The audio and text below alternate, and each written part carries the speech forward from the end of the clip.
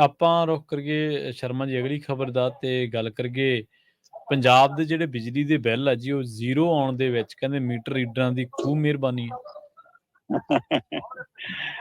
ਪ੍ਰਵੀਨ ਜੀ, ਬਿਲਕੁਲ ਮੁੱਖ ਮੰਤਰੀ ਭਗਵੰਤ ਮਾਨ ਹੋਰੀ ਆਮ ਆਦਮੀ ਪਾਰਟੀ ਜੇਕਰ ਆਪਣੀ ਸਭ ਤੋਂ ਵੱਡੀ ਕੋਈ ਪ੍ਰਾਪਤੀ ਗਣਾਉਂਦੀ ਆ ਤਾਂ ਉਹ ਜ਼ੀਰੋ ਬਿੱਲਾਂ ਨੂੰ ਗਣਾਉਂਦੀ ਆ। ਔਰ ਹਾਂਜੀ। ਇਹਦੇ ਵਿੱਚ ਕੋਈ ਦੋ ਰਾਏ ਵੀ ਨਹੀਂ, ਕੋਈ ਸ਼ੱਕ ਵੀ ਨਹੀਂ ਕਿ ਪੰਜਾਬ ਦੇ ਲੋਕਾਂ ਨੂੰ ਰਾਹਤ ਵੀ ਮਿਲੀ ਆ। ਹੂੰ। ਪਰ ਸੂਝਵਾਨ ਲੋਕ, ਪੰਜਾਬ ਪ੍ਰਤੀ ਚਿੰਤਤ ਲੋਕ ਇਹ ਵੀ ਫਿਕਰਮੰਦ ਕਰਦੇ ਨੇ ਕਿ ਇਹਦੇ ਨਾਲ ਚੋਰੀ ਵੀ ਵੱਧ ਗਈ, ਹੂੰ।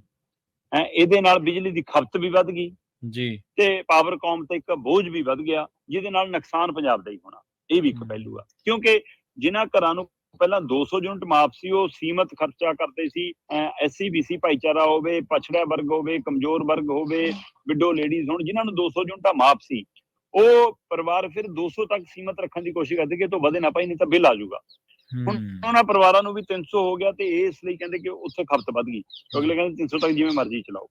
ਦੂਸਰੇ ਪਾਸੇ ਜਿਨ੍ਹਾਂ ਦੀ 400 500 ਯੂਨਿਟ ਸੀ ਉਹਨਾਂ ਨੇ ਕੰਟਰੋਲ ਕਰਨਾ ਸ਼ੁਰੂ ਕਰ ਲਿਆ ਕਿ ਜ਼ੀਰੋ ਬਿੱਲ ਆਊਗਾ, 300 ਤੱਕ ਲਿਆਈਏ। ਪਰ ਕਹਿੰਦੇ ਕਿ ਉਹਨਾਂ ਨੂੰ ਕੁੰਡੀ ਲਾਉਣ ਦੇ ਫਾਰਮੂਲੇ ਦੱਸ ਦਿੱਤੇ ਕਿ ਕੋਈ ਚੱਕਰ ਨਹੀਂ ਗਾ, ਤੁਸੀਂ 300 ਤੱਕ ਜ਼ੀਰੋ ਲਿਆਓ, ਉਹ ਤੋਂ ਬਾਅਦ ਕੁੰਡੀ ਲਾ ਲਓ, 300 ਹੀ ਰੱਖੋ ਯੂਨਿਟ।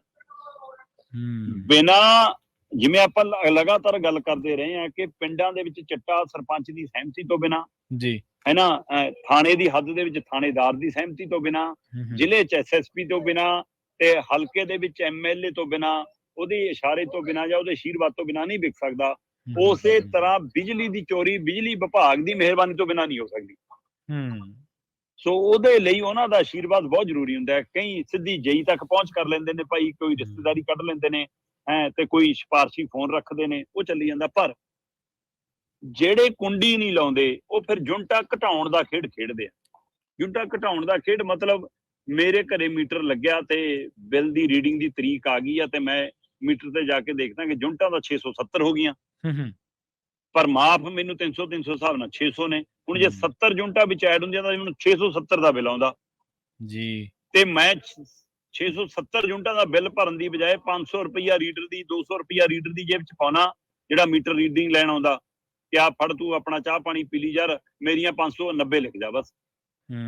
ਇਹ ਖੇਡ ਵੱਡੀ ਤਾਦਾਦ 'ਚ ਪੰਜਾਬ ਸ਼ੁਰੂ ਹੋਇਆ ਕਿ ਮੀਟਰ ਰੀਡਰ, ਮੈਂ ਨਹੀਂ ਕਹਿੰਦਾ ਸਾਰੇ ਮੀਟਰ ਰੀਡਰ ਕਰਪਟ ਨੇ ਜੀ, ਪਰ ਸਾਰੇ ਮੀਟਰ ਰੀਡਰ ਇਮਾਨਦਾਰ ਵੀ ਨਹੀਂ ਨਾ। ਹਾਂਜੀ। ਸਾਰਾ ਸਿਸਟਮ ਸਾਡਾ ਜੇ ਭ੍ਰਸ਼ਟਾਚਾਰ ਨਹੀਂ ਹੈ ਤਾਂ ਸਾਰਾ ਸਿਸਟਮ ਇਮਾਨਦਾਰ ਵੀ ਨਹੀਂ ਆ। ਉਸੇ ਸਿਸਟਮ ਦਾ ਹਿੱਸਾ ਮੀਟਰ ਰੀਡਰ ਨੇ, ਉਸੇ ਸਿਸਟਮ ਦਾ ਹਿੱਸਾ ਲੋਕ ਨੇ ਜਿਨ੍ਹਾਂ ਨੇ ਬਿਜਲੀ ਦੇ ਬਿੱਲ ਭਰਨੇ ਨੇ। ਸੋ ਦੋਵਾਂ ਦੀ ਮਿਲੀ ਭੁਗਤ ਨਾਲ ਇਹ ਖੇਡ ਹੁੰਦਾ ਕਿ ਲਗਾਤਾਰ 600 ਯੂਨਿਟ ਤੋਂ ਘੱਟ ਦਿਖਾਉਣ ਦੇ ਲਈ ਮੀਟਰ ਰੀਡਰਾਂ ਦੀ ਜੇਬ ਗਰਮ ਕੀਤੀ ਜਾਂਦੀ ਆ। 22 ਮੀਟਰ ਰੀਡਰ ਇਹੋ ਜਿਹੇ ਰਡਾਰ ਤੇ ਆਏ ਨੇ ਜੀ 22 ਮੀਟਰ ਰੀਡਰ, ਤੇ ਬਕਾਇਦਾ ਸਰਕਲ ਜਨਰਲ ਮੈਨੇਜਰ ਵੀ ਬਰਖਾਸਤ ਕੀਤੇ ਗਏ ਨੇ। 22 ਮੀਟਰ ਰੀਡਰ ਤੇ ਸਰਕਲ ਜਨਰਲ ਮੈਨੇਜਰ ਇਹ ਰਡਾਰ ਤੇ ਆਏ ਤੇ ਉਹਨਾਂ ਨੂੰ ਬਕਾਇਦਾ ਤੌਰ ਤੇ ਬਰਖਾਸਤ ਕਰ ਦਿੱਤਾ ਗਿਆ ਹੈ ਨਾ। ਮੀਟਰ ਰੀਡਰ ਲੁਧਿਆਣੇ ਨਾਲ ਸੰਬੰਧਿਤ ਨੇ, ਜਲੰਧਰ ਨਾਲ ਸੰਬੰਧਿਤ ਨੇ, ਤੇ ਪਾਵਰਕੌਮ ਦੇ ਵਿਭਾਗੀਆਂ ਨੇ ਕਿਹਾ ਕਿ ਇਹ ਹਰ ਜ਼ਿਲ੍ਹੇ 'ਚ ਅਸੀਂ ਹੁਣ ਇਹ ਮੁਹਿੰਮ ਚਲਾਈ ਆ। ਹੁਣ ਇਹਨਾਂ ਨੇ ਕ੍ਰਾਸ ਚੈਕਿੰਗ ਸ਼ੁਰੂ ਕੀਤੀ ਆ, ਬਿਨਾਂ ਦੱਸੇ ਮੀਟਰ ਰੀਡਰ ਤੋਂ ਬਾਅਦ ਮੀਟਰ ਚੈੱਕ ਕੀਤਾ ਜਾਂਦਾ ਤੇ ਫਿਰ ਉਹਦਾ ਮੁਲਾਂਕਣ ਕੀਤਾ ਜਾਂਦਾ ਕਿ ਮੀਟਰ ਰੀਡਰ ਨੇ ਜਿਹੜੀਆਂ ਯੂਨਿਟਾਂ ਲਿਖੀਆਂ ਕਿ ਉਹ ਸਹੀ ਹੈ। ਅਚਨਚੇਤ ਕਿਸੇ ਦੇ ਵੀ ਰੈਂਡਮਲੀ ਉਹ ਮੀਟਰ ਚੈੱਕ ਕੀਤੇ ਜਾ ਰਹੇ ਨੇ ਤੇ ਉਹ 'ਚ ਜਿਹੜਾ ਇਲਾਕਾ ਫਸ ਰਿਹਾ ਫਿਰ ਉੱਥੇ ਗਹਿਰਾਈ ਨਾਲ ਜਾਂਚ ਹੁੰਦੀ ਆ ਤੇ ਜਿਹਦੇ ਵਿੱਚ ਉਹ ਗੱਲ ਸਾਹਮਣੇ ਆਉਣ ਲੱਗੀ ਆ। ਸੋ ਜਾਂ ਤਾਂ ਇਹਦੇ ਨਾਲ ਠੀਕ ਹੋ ਜੂ ਸਿਸਟਮ, ਜਾਂ ਇਹਦੇ ਨਾਲ ਹੋਰ ਕਰਪਟ ਹੋ ਜੂ। ਕਹਿੰਦੇ ਕਿ ਇੱਕ ਰਾਜੇ ਨੇ ਦੁੱਧ ਲਵਾਇਆ ਕਿ ਵੀ ਮੈਂ ਸ਼ੁੱਧ ਦੁੱਧ ਲੈਣਾ ਜੀ, ਤੇ ਉਹ ਦੁੱਧ ਬੜਾ ਕਮਾਲ ਦਾ ਆਉਂਦਾ ਸੀ ਤੇ ਉਹਨੂੰ ਸ਼ੱਕ ਹੋਣ ਲੱਗ ਗਿਆ ਕਿ ਯਾਰ ਜਿਹੜਾ ਮੇਰਾ ਇਹ ਬੰਦਾ ਹੈ ਇਹ ਥੋੜੀ ਜਿਹੀ ਹੁਣ ਗੜਬੜ ਕਰਨ ਲੱਗ ਗਿਆ, ਇਹ 'ਚ ਪਾਣੀ ਮਿਲਾਉਂਦਾ ਜੀ, ਤੇ ਉਹ ਪੈਸੇ ਵੱਧ ਖਾਂਦਾ, ਫਿਰ ਇਹਦਾ ਮਤਲਬ ਜੇ ਪਾਣੀ ਮਿਲਾਊਗਾ ਹੈ ਨਾ। ਤੇ ਉਹਨੇ ਰਾਜੇ ਨੇ ਉਹਦੀ ਚੈਕਿੰਗ ਦੇ ਲਈ ਇੱਕ ਬੰਦਾ ਰੱਖਤਾ ਉਹਦੇ ਤੇ, ਠੀਕ ਹੈ। ਤੇ ਉਹ ਚੈਕਿੰਗ ਤੇ ਬੰਦਾ ਰੱਖਣ ਤੋਂ ਬਾਅਦ ਦੁੱਧ ਹੋਰ ਪਤਲਾ ਹੋ ਗਿਆ ਕਿਉਂਕਿ ਹਿੱਸਾ ਉਹਦਾ ਵੀ ਸ਼ਾਮਲ ਹੋ ਗਿਆ। ਹਾਂਜੀ, ਉਹਨੇ ਤੀਆ ਬੰਦਾ ਰੱਖਤਾ, ਦੁੱਧ ਜਮਾ ਪਾਣੀ ਬਣ ਗਿਆ। ਉਹ ਰਾਜਾ ਕਹਿੰਦਾ ਯਾਰ ਇਹਦੇ ਨਾਲ ਤਾਂ ਪਹਿਲੇ ਨਾਲ ਹੀ ਠੀਕ ਸੀ, ਘੱਟੋ ਘੱਟ ਠੀਕ ਤਾਂ ਹੁੰਦਾ ਸੀ, ਉੱਪਰ ਵਾਲੇ ਦੋ ਤਾਂ ਹਟਾਓ। ਸੋ ਹੁਣ ਜਾਂ ਤਾਂ ਇਹਦੇ ਨਾਲ ਸੁਧਾਰ ਹੋ ਜਾਊਗਾ ਕਿ ਮੀਟਰ ਰੀਡਰਾਂ ਵਾਲੀ ਚੋਰੀ ਫੜੀ ਜਾਊਗੀ, ਜਾਂ ਐ ਨਾ ਹੋਵੇ ਕਿ ਹਾਂ ਚੋਰੀ ਮੀਟਰ ਰੀਡਰ ਦੇ ਜਿਹੜਾ ਖਪਤਕਾਰ ਆਪਣੇ ਪੈਸੇ ਬਚਾਉਂਦਾ ਉਹਨੂੰ ਦੋ ਹੋਰ ਨੂੰ ਪੈਸੇ ਦੇਣੇ ਪੈ ਜਾਣ, ਦੁੱਧ ਹੋਰ ਪਾਣੀ ਬਣ ਜਾਵੇ।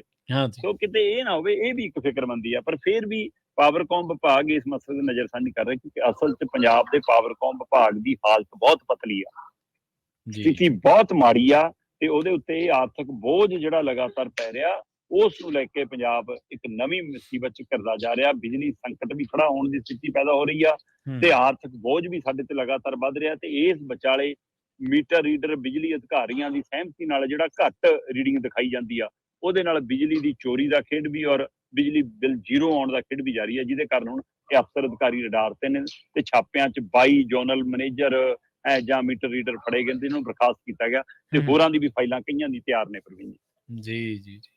ਤੇ ਅਗਲੀ ਖਬਰ ਦੇ ਵੱਲ ਵਧੀਏ ਸ਼ਰਮਾ ਜੀ ਤੇ ਆਪਾਂ ਗੱਲ ਕਰੀਏ